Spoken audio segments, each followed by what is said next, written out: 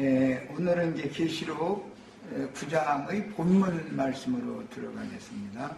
지금까지 이제 몇 시간 동안 걸쳐서 계시록 8장에서 9장으로 연결되는 과정 또는 9장의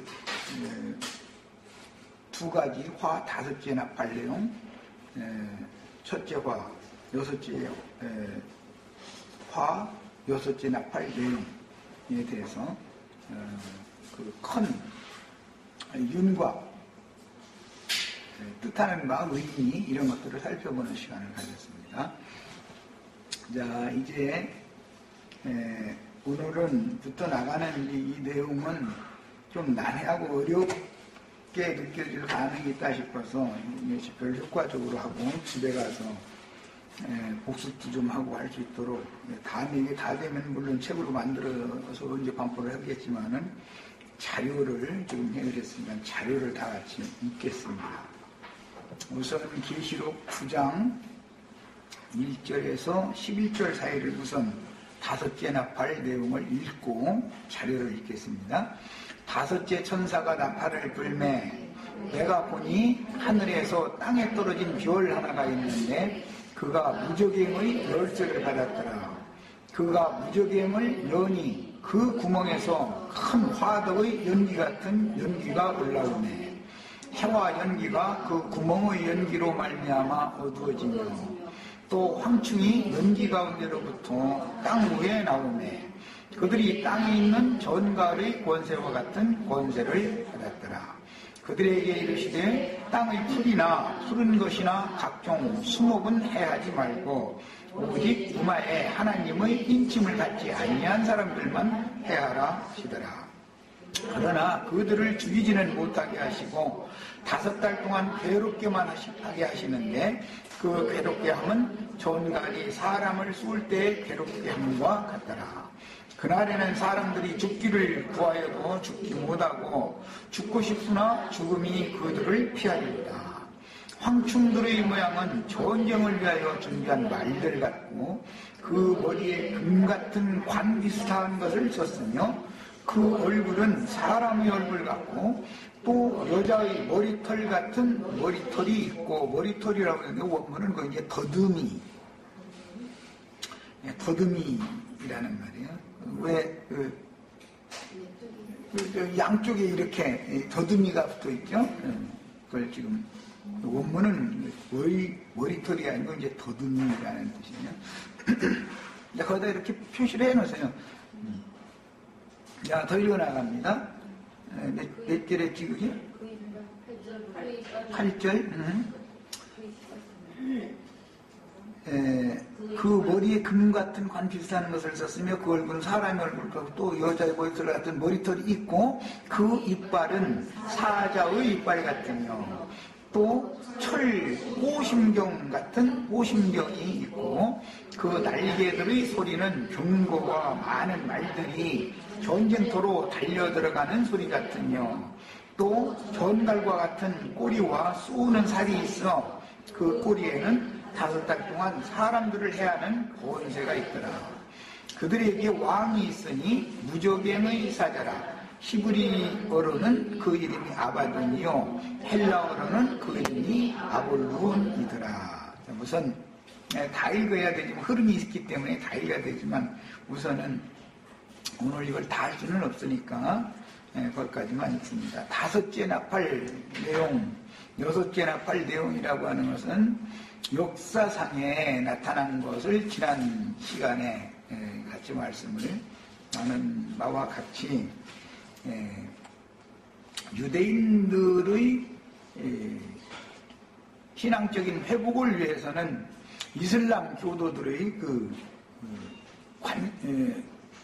관념, 견고한 관념에 따른 이슬람 교도들의 박해가 필요하고 이방 교회 자칭 유대인이라 하는 유대인의 회 사람들 중에서 오는 세상에 인침을 받아서 그루터기로 남겨져야 되는 그 사람들을 또 신앙적인 회복을 시켜주시기 위해서는 공산주의라는 이념을 통해서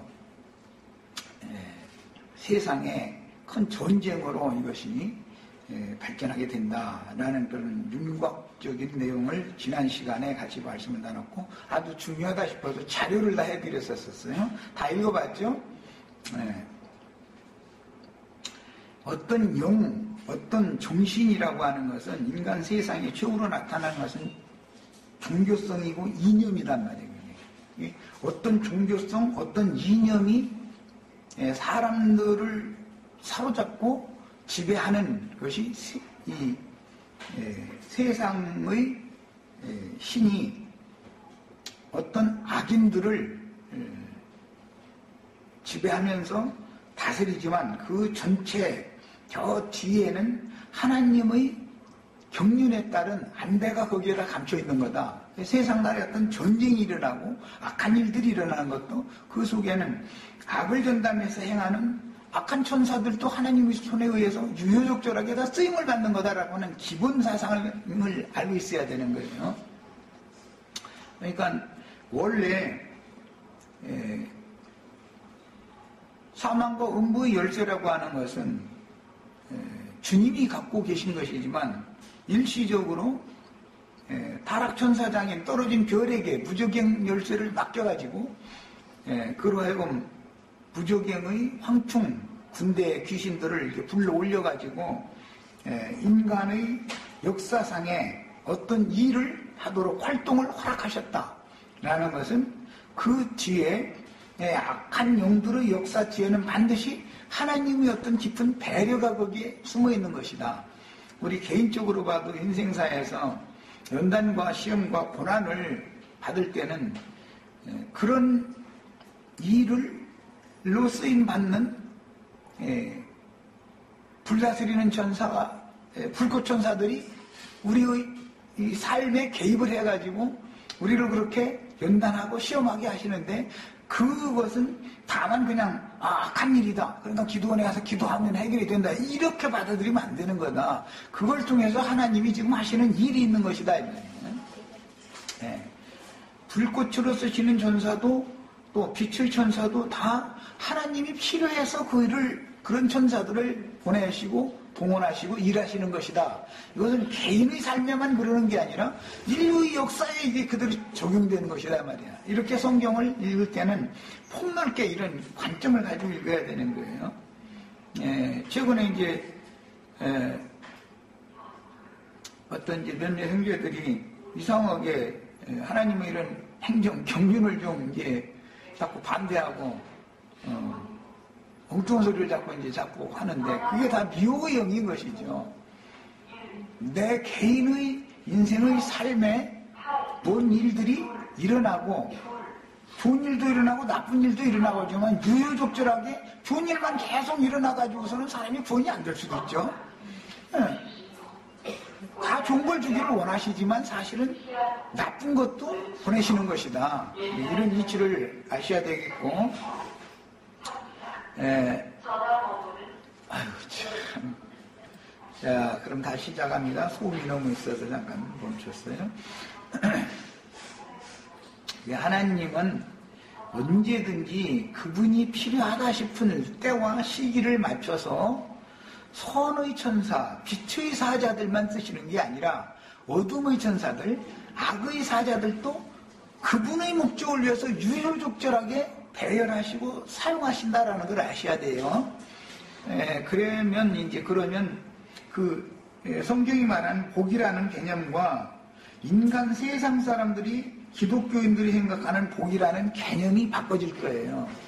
복을 받는다 이런 말을 하면은 기성교계에서는 세상적인 어떤 육신적인 뭐가 잘 되는 것을 복이라고 꼭 그게 복이 아니라는 뜻이 아니라 그러나 성경이 말하는 복이라는 이 용어의 어근은 어디에서 오냐면 모든 것에서부터 번민 그 다음에 고통 영적인 말이에요. 마음의 그런 것에서부터 완전히 해방받는다 그런 뜻인 거예요.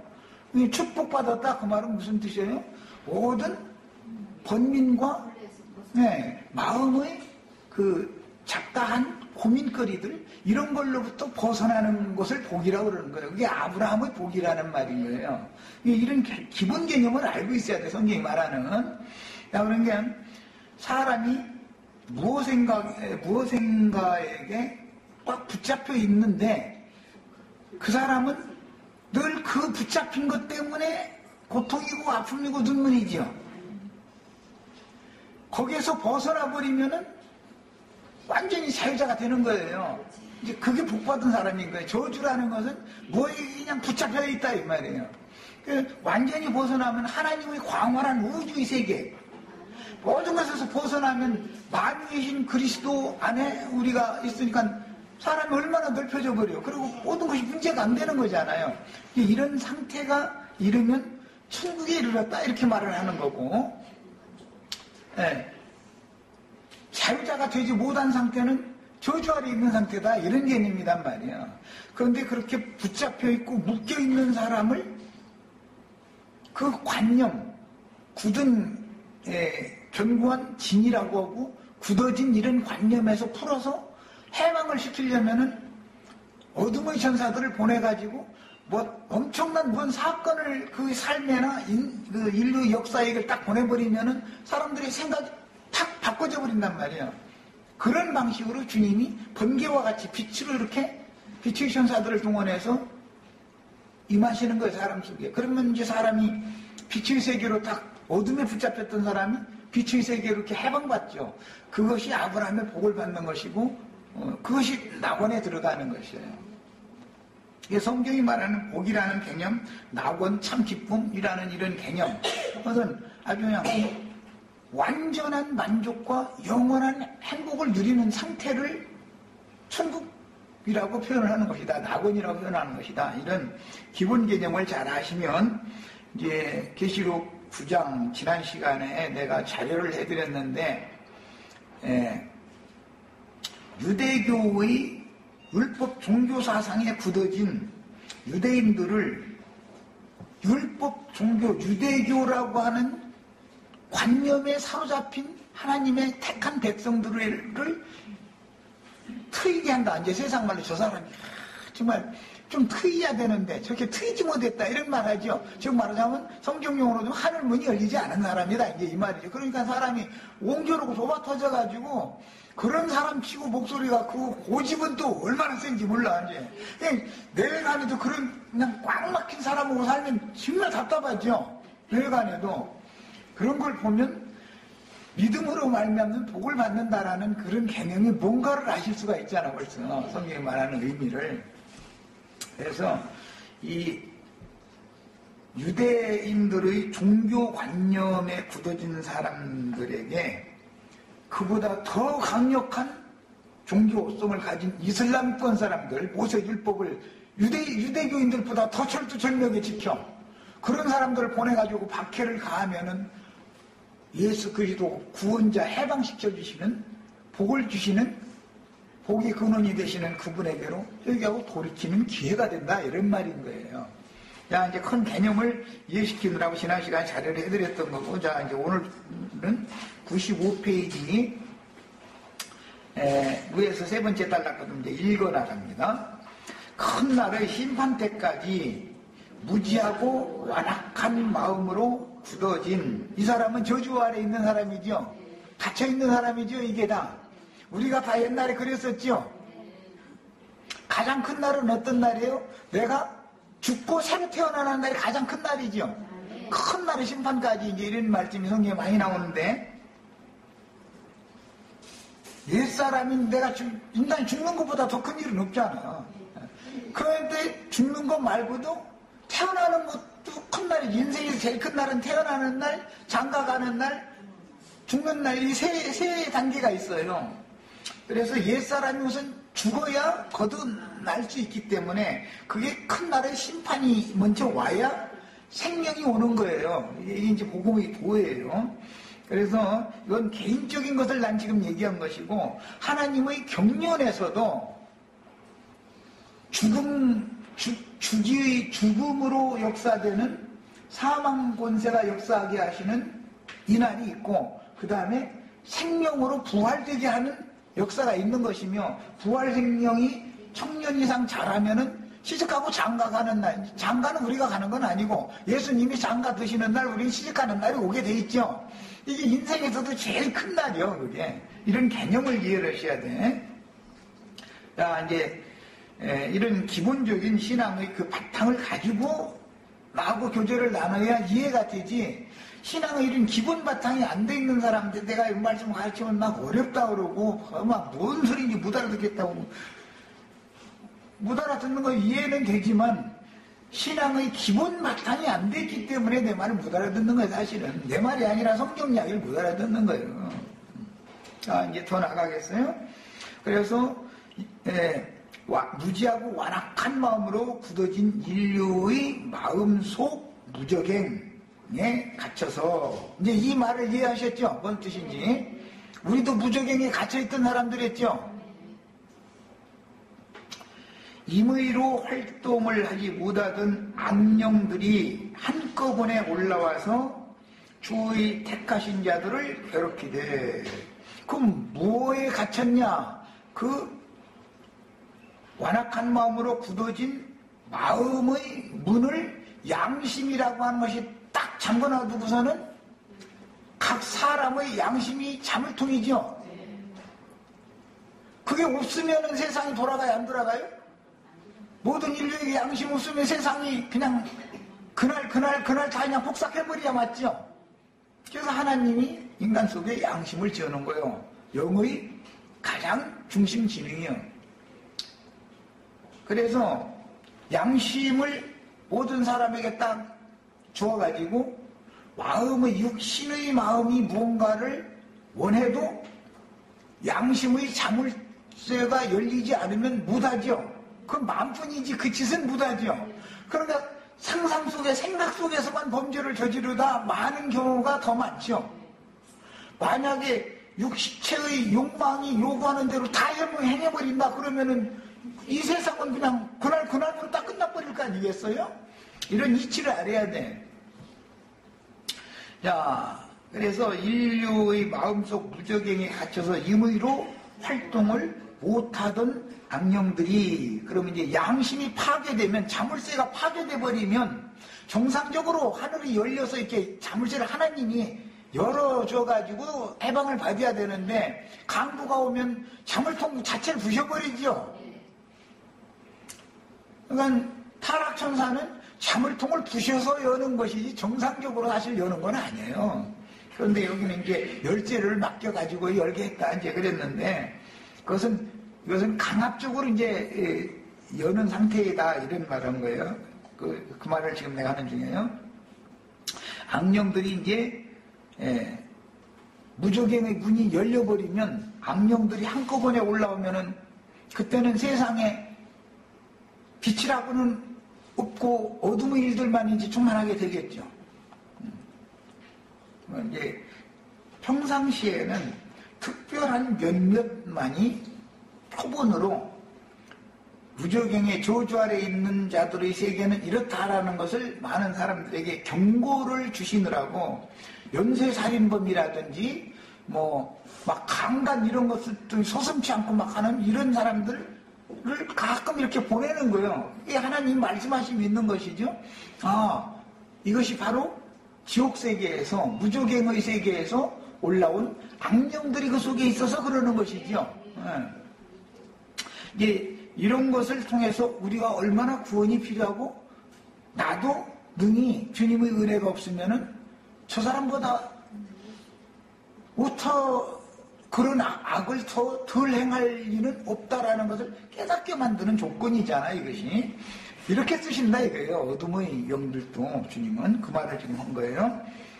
그래서 한꺼번에 올라와서 주의 택하신 자들을 괴롭히되 전갈의 권세로 쏘아서 죽기를 구할 만큼 아프고 고통스럽게 하는 역사를 허락하신 것은 마지막으로 주의 사랑하시는 백성들 중에서 얼마를 구원하여 오는 세상을 위한 그루터기로 남기려는 목적이다. 한 시대가, 율법 시대에서 은혜의 시대로 전환될 때 어둠의 권세가 역사를 해가지고 메시아를 죽이고 사도들을 박해하고 죽였죠. 어둠이 그 무저갱이 열려서 어둠의 천사들이 올라와가지고 그 짓을 한 거예요. 예수님이 빛을 가지고 오셨지만 예수님을 대적하고 반대하던 유대교 지도자들 속에 무저갱분이 일시적으로는 닫혀있는 상태에서는 예수님이 죽이고 싶지만 죽이지는 못하죠. 그러나 무저갱이 활짝 열려버려가지고 어둠의 권세가 완전히 올라와서 그들을 완전히 사로잡아 놔버리면은 그들의 생각이 예수를 죽이는 일에만 몰두를 하게 되죠. 결국은 그런 방식으로 예수를 죽여요. 예수 혼자 죽은 것은 표적이다 이 말이에요. 표적. 예수님이 죽지 않으면 신약 은혜의 시대가 오지 않죠. 은혜의 성령이 임할 수가 없는 것이죠.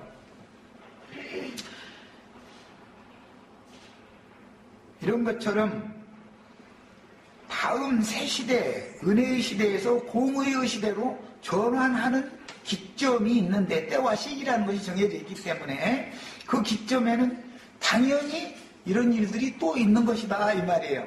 이렇게 이제 하면 충분히 이해가 되시겠죠? 시대의 전환기에, 그래서 어느 한 시대의 전환기에는 반드시 이런 일이 있는 것이다. 천년이 차고 나도 또다시 무저갱이 그때도 또 한 번 열리죠. 율법 시대가 끝날 때 무저갱이 열려가지고 악귀들이 올라와서 예수를 박해하고 죽인 것처럼 교회 시대가 끝날 무렵에 일이 한 번 있고 천년이 차고 나면 또 있다 이 말이에요. 언제나 그렇게 하는 거예요. 그 목적은 택하신 자기 백성들 중에 얼마를 오는 세상의 그루터기로 남겨놔주기 위한 것이다 이 말이에요. 사도들은 유대인 신분이었지만 신약 교회 시대를 위한 그루터기들이었죠. 이런 이치가 한 시대의 경점에서는 반드시 이어진다. 노아의 때 노아와 그 가족들은 다 심판을 받지만 남겨놔주죠. 다음 시대를 위해서 그루터기로 남겨놔둔 것이잖아요. 하나님은 언제나 한 시대를 종결할 때까지는 죄악이 관영하도록 그 머리 끝까지 다 온 세상이 그냥 죄악으로만 충만하게 되기까지는 그 안에서 매 세대마다 불러낼 자들을 불러내시는 거예요. 그러다가 죄악이 다 차면 즉 복음을 더 이상 받아들일 자가 이제 없다 이 말이에요. 네. 그렇게 되면 세상을 심판을 해야 되는데 그렇다고 세상을 즉시 딱 심판해버리고 나면은 오는 다음 세상이 없잖아. 그래서 하나님은 천년왕국이 실현될 때까지는 매 시대마다 한 시대를 종교를 하면서도 다음 시대를 위한 그루터기들을 여전히 남겨놔두시는 것이다. 문제는 이제 구원이라는 것은 말씀을 맡았고 택함을 제사장 나라 백성으로 택함을 받은 구원은 유대인들에게서 나오는 거기 때문에 당연히 오는 세상에서도 교회를 위해서도 유대인 신분이었던 사도들이 남았죠. 예루살렘과 함께 멸망받지 않고 갈릴리 산으로 도망오게 만들어가지고 살림 남겨둔 거잖아요. 그래서 그들을 통해서 새 시대가 시작됐잖아요. 교회 시대도. 이런 것처럼 오는 천년왕국도 마찬가지로 구원은 누구로부터 나온다? 유대인으로부터 구원이 나온 거기 때문에 반드시 유대인들의 신앙이 회복된 인맞은 자가 살아남겨져야만 오는 세상에 제사장 나라의 직분을 행할 수가 있는 것이다 이 말이에요. 그래야 오는 세상에 살아남을 사람들에게 전도를 해서 천년이 차기까지 또 주님의 왕국, 주님의 나라의 백성들, 양물이 주 안으로 회개하고 돌이켜서 피에 빠른 옷을 입은 14만 4천이라고 하는 수를 채우기까지 유대인들이 그 사명을 또 해나가야 된다 이거예요. 언제나 이렇게 하는 거예요. 하나님의 뜻이다. 이걸 아셔야 되겠어요. 자, 그러면 이제 계시록 9장이 지금 말하고자 하는 의미를 충분히 다 알 수가 있을 거예요. 여기까지만 해도. 계시록 제9장의 전반부에 기록된 말씀은 혈통적인 유대인들 중에서 하나님의 인을 맞지 아니한 자들에 대한 재앙의 첫 번째 화로서 오는 천년왕국에 살아남아 제사장 나라를 실현해야 하는 이스라엘 나라를 회복하였으나 로마에 의해서 멸망받았던 이스라엘 나라가 지금 이스라엘 나라가 회복이 됐죠. 유대 종교의 관념으로 굳어진 유대인들은 특징이 이스라엘 12지파는 율법 사상이 깊은 거예요. 네. 그래서 그 사람들은 하나님의 계명 지키는 것이 그들의 신앙생활이요, 그게. 그 이제 계시록 이 뒤에 쭉 나가다 보면 12장에 보면 두 부류가 얘기가 나와요. 하나님의 계명을 지키는 자들과 예수의 증거를 가진 자들이 남는다는 얘기가 나와, 이제. 오는 세상을 위하여 남은 자가 없으면 오는 세상의 왕국이 실현될 수가 없죠. 율법 시대로서 끝내버리고 로마를 통해서 이스라엘 백성들 전체를 싹 다 죽여버리고 끝내버렸다. 그러면은 복음이 이방인에 전파될 수가 없잖아요. 그러니까 복음을 전할 사도들과 집사님들을 미리 다 피신시키고 나서 그 기간을 기다리느라고 AD 70년까지 기다렸다가 그 다음에 예루살렘과 유대에 남아있는 자들을 다 피신하라고 예수님 미리 말씀해놨는데도 남아있는 자들을 싹 죽이고 이스라엘 나라를 멸망시켜버렸던 거예요. 예루살렘 무너뜨리고. 이 일은 자 이제 오늘날 우리들에게 적용을 한다면 자칭 유대인이라 하는 사탄 무리의 회당에 마귀가 보좌를 두고 있는 기독교계, 세속교계에 여러분들이 끝까지 남아있지 말고 도망 나와야 된다. 빨리 도망와라. 지금 우리는 이걸 계속 증거하고 있는 중이에요. 그런데도 여기는 구원이 없느냐. 우리에게 있는 하나님이 진짜 하나님이 너희는 지금 예수 잘 믿는 우리 보고 나오라 그러니 너희는 이단이다. 이러고 거기서 버티고 있으면 어떻게 할 것 같아요? 결과적으로는 음료를 불사를 때 함께 불사로갈 수밖에 없는 것이다라는 걸 알아야 되는 거예요. 기본적으로 이걸. 자, 이것이 여섯째 나팔 내용이에요. 사실은 지금 두 번째 말한 건 여섯째 나팔 내용이에요. 이와 같이 유대인들의 신앙도 회복시켜야 되고 이방인들 가운데 있는 하나님의 백성들의 신앙도 회복을 시켜가지고 새 시대를 위하여 이 시대를 종결하는 추수가 되어져서 거룩한 성의 대례감을 받은 자들은 완전한 구원에 들어간 거고 살아남았는데 믿은 사람들은 오는 세상의 그릇터기들이 되어져서 제사장 직분을 그들이 하는 거다 그 말이에요. 이해하셨죠? 예. 그만큼 계시록 9장 그 다섯째 나팔, 여섯째 나팔 내용이라는 것이 만큼 중요한 거예요. 하나님 경륜에서는 이게 참 중요하잖아요. 이들이 싹 죽어버리면은 그야말로 천년왕국이라는 거 없다라는 말이 맞는 거죠.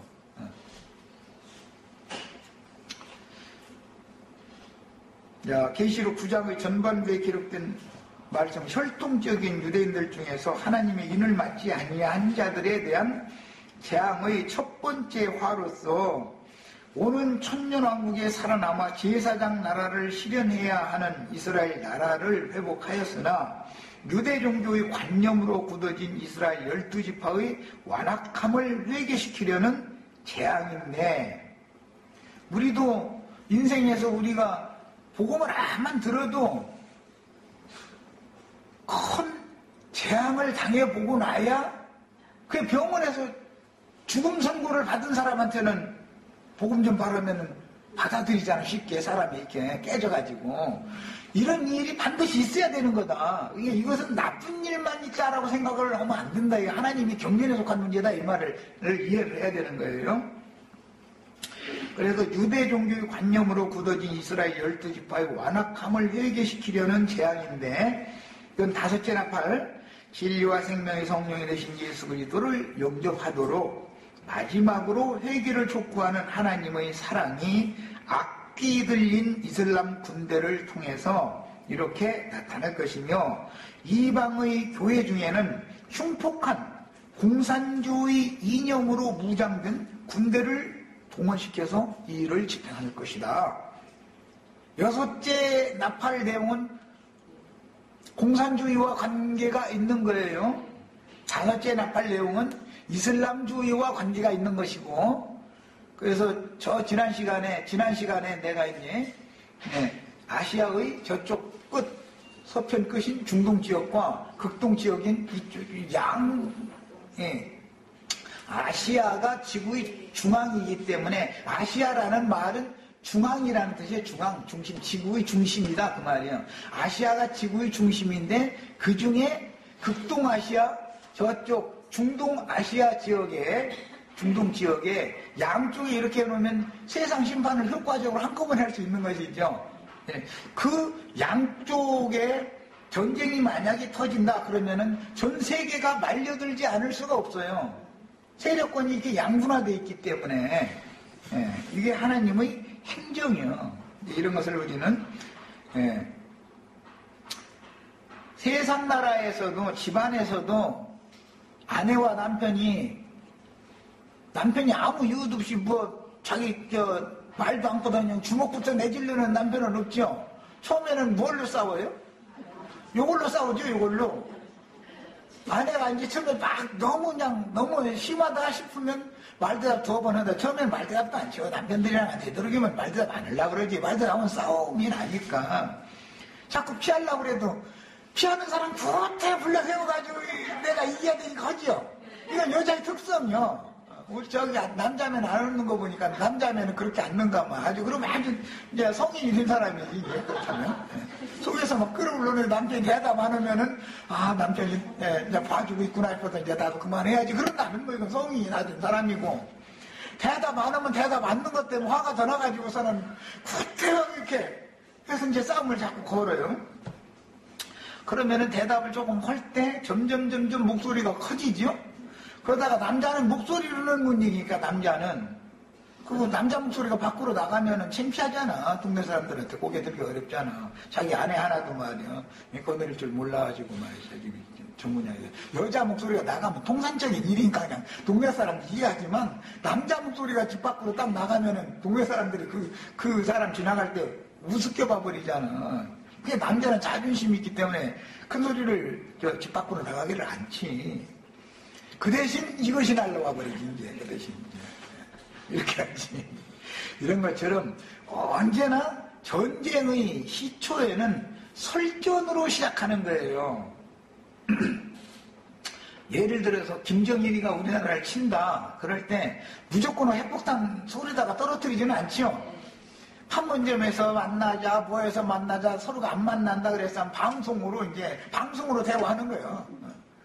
그러니까 계속 그런 식으로 나가면 우리 불바다 만들 거야 하고 막 이렇게 그래 만들어봐 하고 이제 이렇게 자꾸 약을 자꾸 올리고 그러다 보면 이제 감정이 상하면 그 다음에 핵폭탄을 무조건 터뜨리는 게 아니라 소총 군인들이 가지고 있는 소총으로 이게 장난질을 하다가 대표로 하다가 그다음 비행기로 하다가 점점 이게 커지는 것이지. 말싸움부터 시작하는 거 언제나 말싸움부터. 이 세상 나라의 전쟁이란 다 그래요. 가정사회 전쟁도 그렇고 말싸움부터 하는 거예요. 설전이 무기전쟁으로 가는 거예요. 물리적인 전쟁으로 가는 거예요. 이런 이치를 꼭 아셔야 돼요. 예수님도 처음에는 예루살렘에 들어가서 말싸움만 하죠. 그런데 말싸움이 격화되다 보면 그 결국은 예수님을 물리적으로 실제로 죽이죠. 말싸움에서 못 당한 남편이 말싸움에서 이길 수 있으면 이걸 날리지 않아도 되지요. 안 날려도 되잖아. 말싸움에서 아내를 제압할 수 있다면. 그런데 남자라는 건 이걸로는 못 이기는 거니까 여자를. 그러니까 이게 이제 날아가는 건데 그런 것처럼 유대교인들이 진리의 말씀을 대항할 힘이 없기 때문에 저희가 가지고 있는 것이 다 거짓부렁이라는 것을 뽀록 난 상태에서는 이제는 최후로 저는 죽여야만 자기네들이 그 거짓말이 계속 먹혀 들어가야 자기네들 기득권을 유지하잖아. 그러니까 죽이는 거예요. 결과적으로는. 언제나 이렇게 되는 겁니다. 영으로부터 시작해서 영은 말싸움으로 시작하는 거예요. 말싸움이 격화되면 결과적으로 무기를 동원하는 전쟁으로 결말이 나는 거다라는 걸 아셔야 돼요. 이게 우주의 이치요. 세상사 돌아가는 이치 보면 금방 알 수 있잖아. 성경이 말하는 바를. 이렇게 성경을 폭넓게 성경이 말하는 바를 폭넓게 이해를 하고 읽어야지 영적 전쟁만 있는 것이지 말이 물리적인 전쟁은 없다 이렇게 나가도 그건 치우친 사람이죠. 영적 전쟁이 있었기 때문에 그 결과가 결말이 안 나는 거예요. 이것은 진리 싸움이라는 결말이 안 나는 거예요. 비진리가 더 세력을 갖고 있고 사람 인수가 많고 힘이 있기 때문에 진리의 증인들은 수가 적잖아요. 힘이 약해 보이잖아. 그러니까 진리의 증인들은 당연히 죽임을 당하는 재앙이 당연히 오는 거예요. 이런 것처럼 처음에는 진리를 가지고 설전을 벌이다가 이것이 격화되면 궁극적으로는 이념이라고 하는 것은 공산주의 이념과 우리 자본주의 이념이 하나 될 수가 있어요? 없어요? 절대로 하나가 안 되는 거예요. 어떻게 하나가 되겠어요? 결과적으로는 어떻게 되겠어요? 격화되면 전쟁으로 해결하는 수밖에 없는 거예요. 이런 이치를 꼭 아셔야 되겠어요. 그러면은 화라는 말이 뭔 뜻인지를 알 수가 있는 거예요. 사실은 사람의 영에서부터 시작되는 거예요. 이게. 영이 말로 표현됐다가 말이 격정적인 말로 바꿔졌다가 그 다음에는 소총으로 싸우다가 대포로 싸우다가 비행기로 싸우다가 이제는 핵폭탄까지 가는 거예요. 언제나 이렇게 되는 거예요. 자, 이런 재앙들을 통해서 혈통적인 유대인들 중 완악한 마음으로 유대교의 사상을 고집하던 이들에게도 예수 그리스도를 영접하도록 이미 인을 맞은 종들이 나팔을 불게 되는 계기가 될 것이며 이미 인 맞은 자들이 있었죠. 7장에 앞서서 인 맞은 자들은 자기 동족에게 살아남겨질 사람들에게 마지막 나팔을 불게 된다 이 말이에요. 우리는 교계 내에서 지금 미리 인을 맞은 사람들이죠. 그러니까 우리가 불 것은 기독교 계에다가 여섯째 나팔을 우리가 부려야죠. 우리는 이미 인을 맞았기 때문에 하나님의 인을 맞았기 때문에 우리가 나팔을 부는 거예요. 이런 방식으로 하는 거다 이래요. 그런데 이제 7장 때 내가 말씀드린 것처럼 우리가 증거하는 이 영원한 복음을 유대인들이 받아들이게 하려면 당연히 영어로 전파가 돼야 된다라는 걸 나는 그래서 계속 강조했었던 거예요. 영어로 전파하는 유대인들의 나라에 거하고 있는 인구보다도 미국에 거주하고 있는 인구가 더 많아요. 영어권인 유럽에 거주하고 있는 거는 뭐 같이 합치면 뭐 말할 수도 없이 많은 거고. 그래서 일단은 영어로 전파가 되어지면은 먼저 입맞은 자들이 나오게 돼 있어. 그들이 자기 히브리어만 할 줄 아는 사람들에게 전할 수가 있는 거다. 이게 반드시 그래서 이게 입맞는 얘기가 나눠지는 거예요. 그래서 예수님이 먼저 아버지의 인침을 받아가지고 왔기 때문에 제자들에게 인을 친 거고 제자들이 남겨줬기 때문에 은혜의 시대가 시작이 된 거잖아요. 이런 이치를 이것이 시대가 끝날 때는 반드시 이것이 반복되는 것이다. 이걸 아셔야 돼.